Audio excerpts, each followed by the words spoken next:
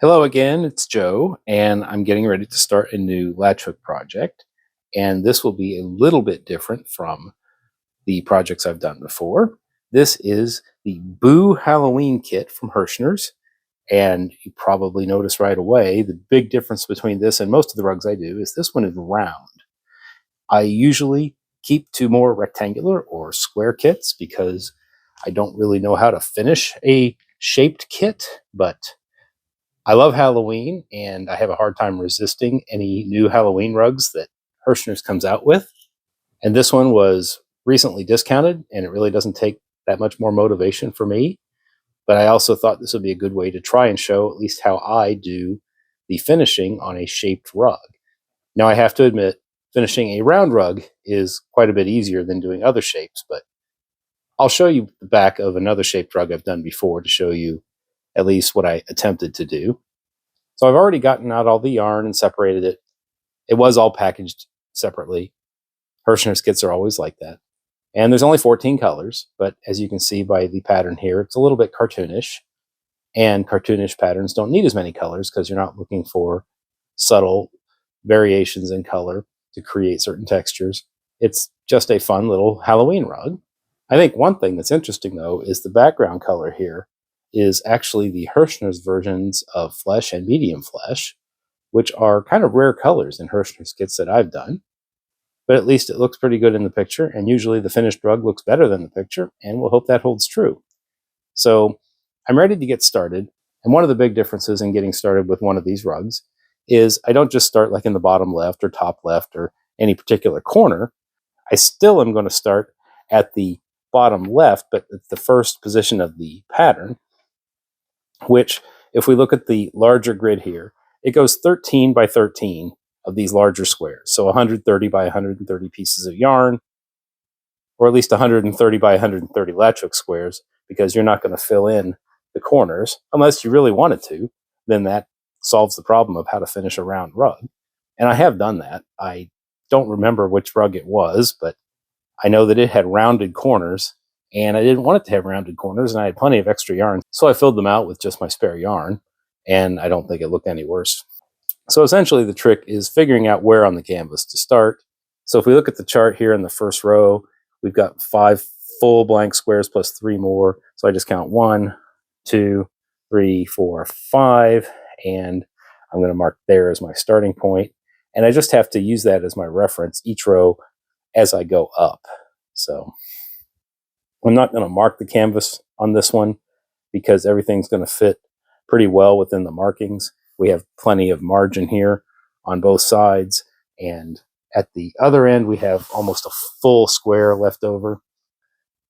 So I'm going to get started on the bottom row here, and these bottom few rows will go quick, which always makes it seem like I'm making more progress, but I haven't figured out how I'm going to divvy up the rest of the pattern because doing 130 strands per row is a bit challenging. I mean, I've done it before and I could do it again, but I've gotten used to breaking the pattern up into columns of 50 or 40, and that's probably what I'll end up doing once I get about 20 or 30 rows up. So I'm going to get this hooked, and then I'll come back and attempt to do the finishing of the back.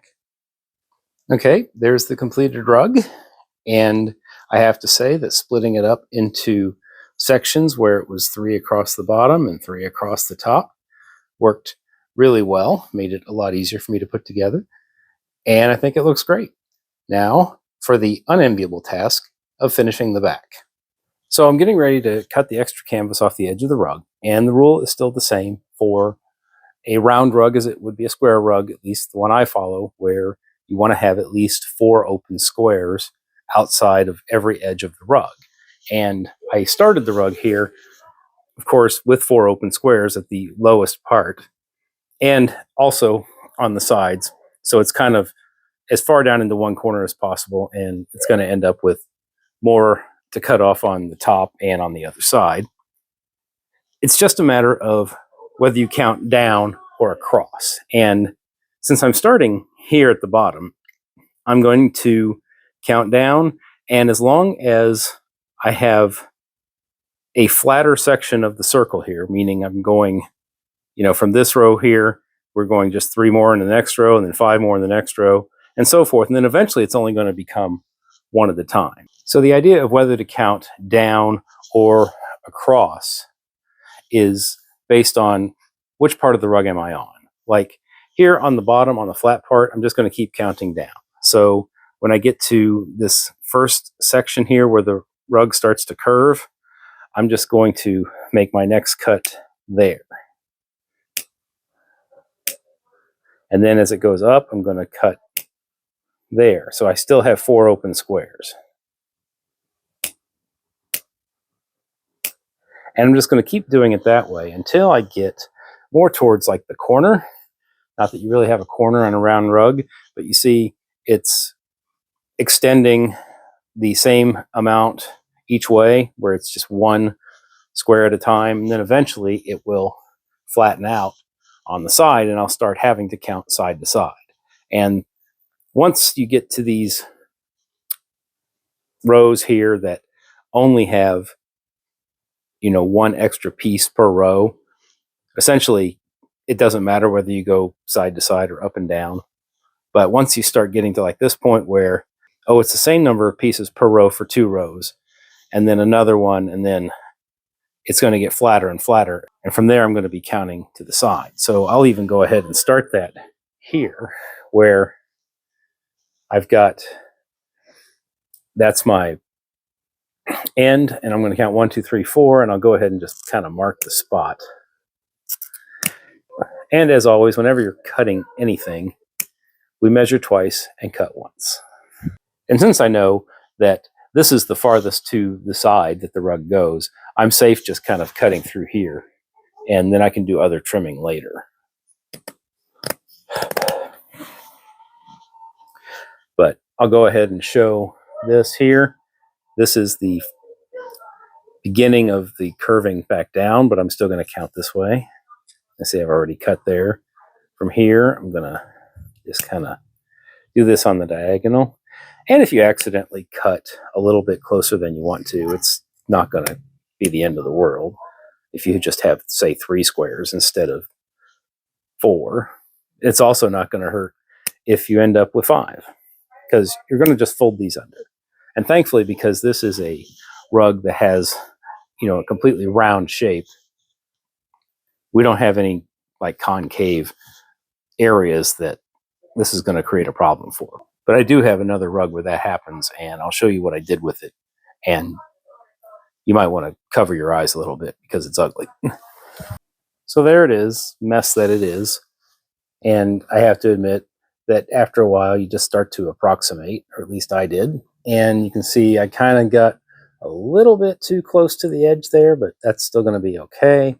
And I think I made it all the way around, though, without too much trouble. I might have left some extra on some parts on the corners, but the next step now will be to find a place to start. And that can be more challenging than expected. You can also see I kind of, did that. So I've got 1 less square than I would like. So now the next step is figure out where to start. And since we don't have a corner, I may just have to make a place up. And I think I'm just going to start at the bottom center and start going around clockwise. So I got started, and I've just done a couple of stitches, and really at the bottom part here where it's still flat, it's just like doing any other rug. But when I start to get to the curve part, I'm just kind of making it up as I go, really, as I just kind of want to fold the edge here under to try and make sure that you don't, you want it to display like that, where you don't have any edge showing. And sometimes you have to fold before you even get to where the curve starts. So I like to sew with 2 open squares in between. So this next one here, I could keep it flat and sew in this hole, which is still within the part of the rug that has the flat part where it hasn't curved yet, but that's going to leave me with a much bigger area here. So what I will probably do for this next stitch is I will just kind of scrunch the canvas a little bit, where I'm actually going to skip an extra hole, or I'm going to just sew 1 hole or just sew like 1 hole here for the rug, but 2 holes here for the overlapping canvas. So instead of sewing like right here, I'm going to move this over and sew right here. And that will get me started on sewing my angle.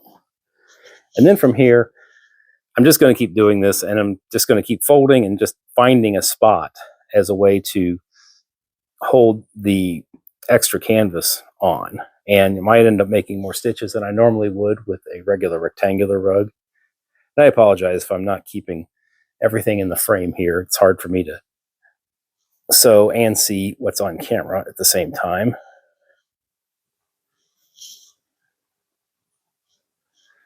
And I'll just keep doing that, and I'll keep folding it under, and eventually we'll get to the side, and it'll become more like sewing up the side of a rug. And I'm just going to keep doing this all the way around until I get it done. Okay, so I've got the back sewn all the way around, and even though I had a plan at the beginning, it only took the beginning of the first curve to start abandoning that plan. And I did okay going around the side here, but you can start to see some of the things that are just kind of inevitable. Like, you're going to have parts here that pop up because, well, it's going to have more canvas on the flat side than when you fold it over on the circular side. So that's got to go somewhere. And over here, I kind of had to double stitch a spot here because, you know, I cut too close there. And if I had this to do again, I would make sure I left a little bit more than 4 squares on the corners of the rug. Then again, as I go around, and eventually you just kind of get tired, or I just kind of get tired of sewing. So I want to reiterate that this is not a how-to video as much as it's a how-I video. You can kind of see over here where I did leave a lot more on the corner, but I also have a lot of canvas sticking out, and I'm not really worried about that. If that was something that I was worried about, I could fold it down and, you know, do another stitch there. And actually, if I was really concerned about making it look good, I'd do the proper binding, which would go over the top of all these sewn down edges and either be ironed on or sewn on both sides, both at the edge here and towards the inside. And even that's going to have these folds here.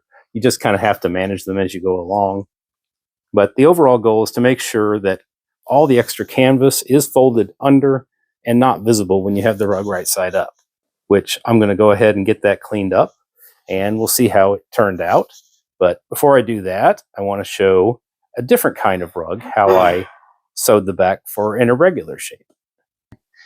So here, this Easter Bunny rug is not a rectangle, but it's also not a circle. It's an irregular shape. And what I'm talking about, where the challenging parts are the parts here where it kind of goes in. And here you can see some of that canvas sticking out. And because I am just not that skilled, I really couldn't hide that.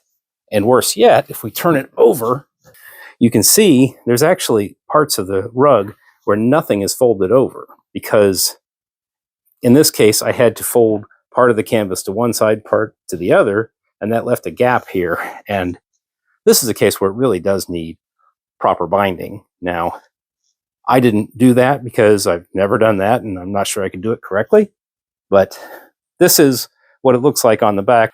And that's why whenever anybody's asked me about how to sew the back of an irregularly shaped rug like this, I will just say that I accomplished it, but it's not something I'm terribly proud to show. All right, so there it is, all finished, and I think it looks pretty good. There's no obvious showing of the canvas around the side, and I don't know if I'll use this as a floor rug or a wall rug. If I was going to use it as a floor rug, I might try painting some of that fiber lock on the back of it. But for only 14 colors, I think it looks really good, and there's no doubt that this is welcoming the season of Halloween. Thanks for watching my video about this round Halloween rug. I do have one more Halloween rug I want to do this year, and it's this other new Herrschners kit that's called Something to Be Raven About. And this one looks very highly dithered and detailed for a Halloween rug, might be the most dithered and detailed Halloween rug that I've ever done from Herrschners, and appears to have every shade of gray and black. There's a total of 31 colors, and I know it's got shadow gray, dark gray, gray, medium gray, and pewter and black. So that looks like is going to be heavily featured in this rug.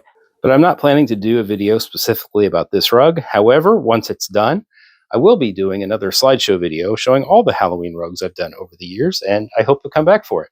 So thanks for watching, and I'll see you next time.